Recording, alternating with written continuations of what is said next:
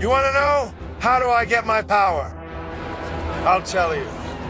Wealth, leaderboard, boosters, and tools. I found everything this game has to offer. Unlock your potential. Dive into those videos. The treasure is yours to find. The light ball theory.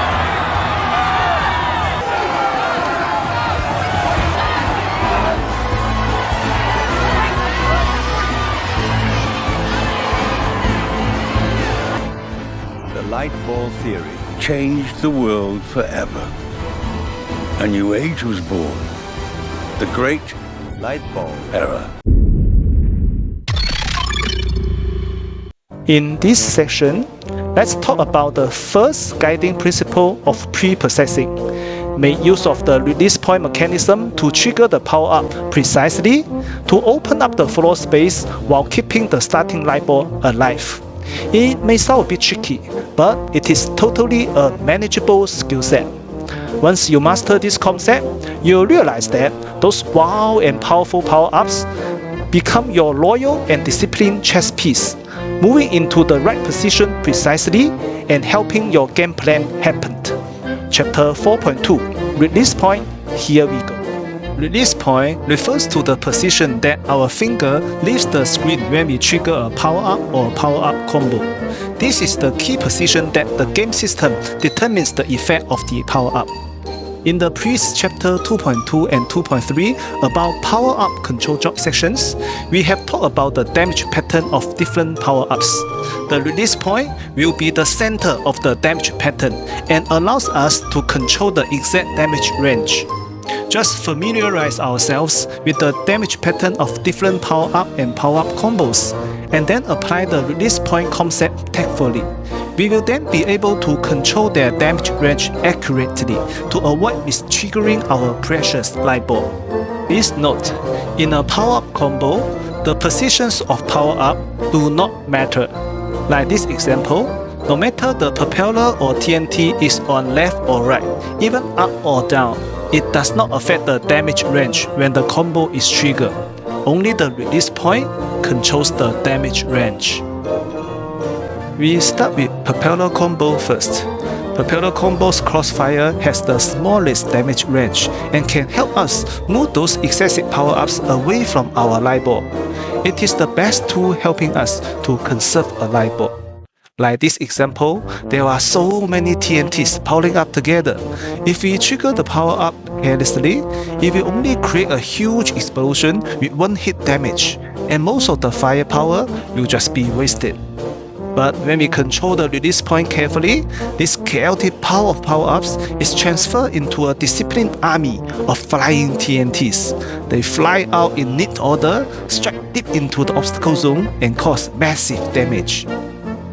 Of course, we have no control over the flying TNT after it is launched. Sometimes they may fly to the wrong place and create some embarrassing moments. This is the risk of launching flying TNTs. Even if our release point is carefully chosen, the landing position of the flying TNT may still bring some uncertainty. One way to avoid such disaster is to trigger our light ball combo before the flying TNT landing, like this example. We cannot control where the flying TNT will land, but we can control the timing of triggering our light ball combo. Rocket's damage pattern is a simple straight line, so in most cases, we can trigger it with ease, as long as there's no other power-ups on the line that may cause an explosion or chain reaction that mess up everything. Now, let's look at an example of double rockets. Again, the positions or even the directions of our power-ups in a combo do not matter. We only have two vertical rockets here. Once we understand the release point mechanism, we can make use of double rockets edge-to-edge cross-line damage pattern to do some nice tricks.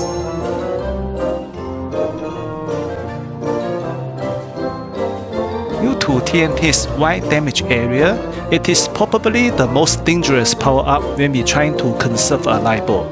It can easily ruin everything. But if we are familiar enough with its 2-tile radius damage range, we can still shift it to a safe distance and keep our light ball alive. The TNT rocket combo covers 3 rows and 3 columns. At first glance, this combo looks very risky because of its huge damage area. But once we understand both the damage pattern and the release point, even such a wide range combo becomes controllable. Power-ups can be destructive, but by controlling the release point, we can harness their wild power, bring chaos into order, and turn the blast into precise damage. By the way, we should not leave out double TNT. Well, when it comes to double TNT, don't even bother thinking about conserving the light ball. With a 4-tile blast radius, it literally destroys everything, including whatever plan you had. As the light ball man, I still feel I have the responsibility to show you guys how to manage such a beast, like this example. It proves what we learned here perfectly.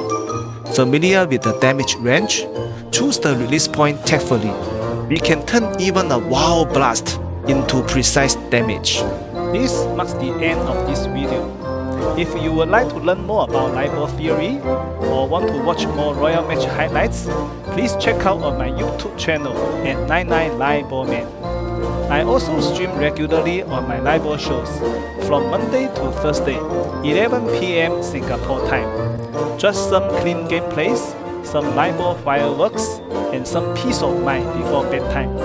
See you in the next video. The light balls shine, the world 99.